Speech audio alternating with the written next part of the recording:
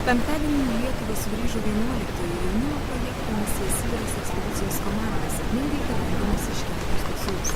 Apie tai, kaip pavyko šių metų ekspedicija, kalbame su projekto vadovu Arnu Maciūnu. Arnai, kaip vertinate šių metų ekspediciją? Visų pirma, kad jinai buvo pakankamai maža ir mobili. Antras dalykas, kad pati ekspedicija vyko labai toli, už daugiau nei 5000 km esančią Hakasiją.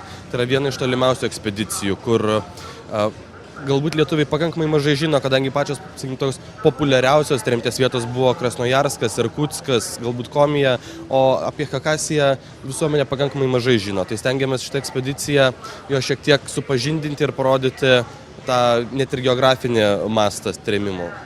Ir vertinate ekspedicijos rezultatus, kaip manote, ar jį pavyko? Aš sakyčiau, kad jinai tikrai pavyko net ir su kaupu.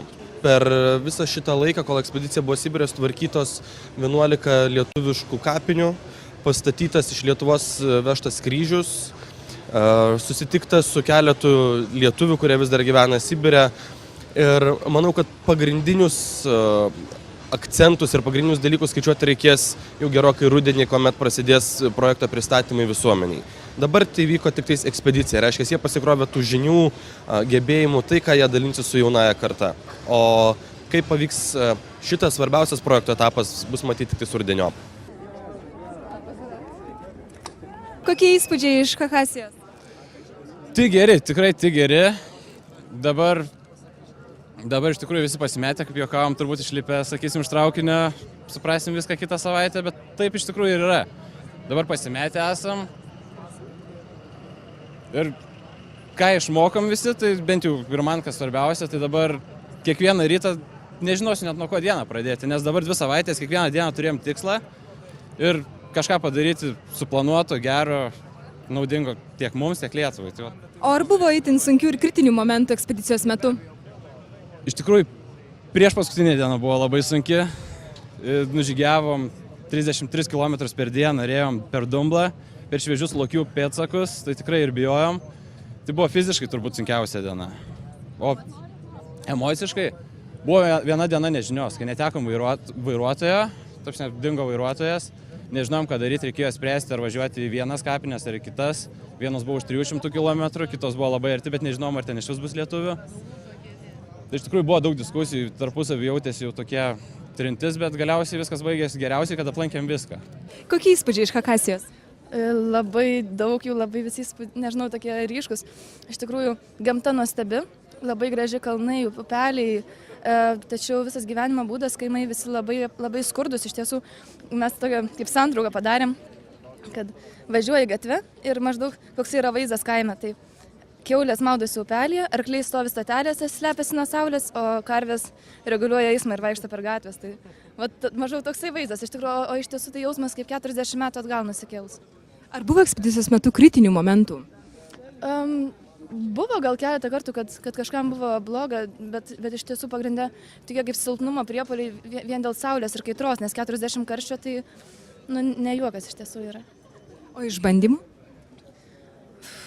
Iš tokių fizinių iš tiesų nebuvo gal taip sunku kaip praeitais metais, nes šįmet Hakasijos srityje visos tos kapinaitės nuo pagrindinio centro, nuo sostinės Hakasijos buvo nutolę po 200-300 km į skirtingas pusės, todėl mes tuos atstumus važiuodavome, o ne eidavome pešiomis. Tačiau visas fizinis krūvis tekdavo būtent atstatinėjant kryžius, dirbant ant to karščio, uodų labai daug, tai daugiausiai, galbūt kaip savo tie kritiniai momentai, tai buvo jau tiesiog tokie nervų priepuoliai nuo tų uodų visų, nes neįmanoma iš tiesų aplink didelis debesis, saulė kaitina, 40 karščių ir tokie, iš tiesų, išsekimas šiek tiek yra.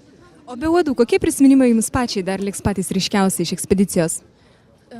Turbūt būtent kaip vietiniai gyventojai prisimena lietuvius. Kai mes atvykdavome į gyvenvietę, paklausdavome jų, ar jie žino, ar kapinėse yra palaidota lietuvių, galbūt dar yra gyvų lietuvių išlikusių. Tai jie visi apie lietuvius tik tai gerais prisiminimais dalinosi, jokių kažkokių piktesnių nei žodžių buvo, nei nieko ir netgi apie kapinės ir tai, bet jau jeigu būdavo palaidimų, tai jie vis laik sakydavo taip savo, būtent tie patys didieji kryžiai ir yra lietuvių. Tai kažkaip parodo visą tą kaip didybę tautos. Kiekvienais metais dalyviai išlipę sako, kad sunku nupasakoti viską keliais sakiniais ar keliais žodžiais. Įspūdžiai puikūs, jausmai dviprasmiški ir dvilypiai. Nes, iš tikrųjų, aplankyta 12 kapinių, iš kurių 8 sutvarkytos, pamatyta daug vietovių, susitikta su vietos lietuviais, pabendrauta su vietiniais gyventojais rusais Chakasijos Respublikoje. Tai įspūdžių yra tokia galybė, kad greičiausiai reikia geros savaitės viską suprasti, iki galo susivokti ir tada jau galima atsakyti išsamei, kokie yra tie galutiniai įspūdžiai. Šiaip, apskritai šnekant, aišku, kad puikus. Tokia kelionė vieną kartą gyvenime gali būti. O patys ryškiausi prisiminimai ir galbūt išbandymai su kuo būtų susiję? Ryškiausi prisiminimai tai galbūt susiję su susitikimais su tais lietuviais, kurie ten likę gyventi. Kai žmogus ištremtas 4 metukų į tą kraštą vis dar šneka lietuviškai, o susitikus į kaimelį ir pasakius jiems labas rytas, gražiai dzūkiškai atsako taip pat, tai yra neapsakomas jausmas. Tai, tokio jausmo patirti čia Lietuvoje, man atrodo, nėra įmanoma. O kai esi 6000 kilometrų, tai, tiesiog toks labai neapsakomas dalykas. O sunkiausi patyrimai, nežinau, man atrodo, viskas nebuvo lengva, bet komanda buvo puiki, su viskuo susitvarkė ir viskas gerai.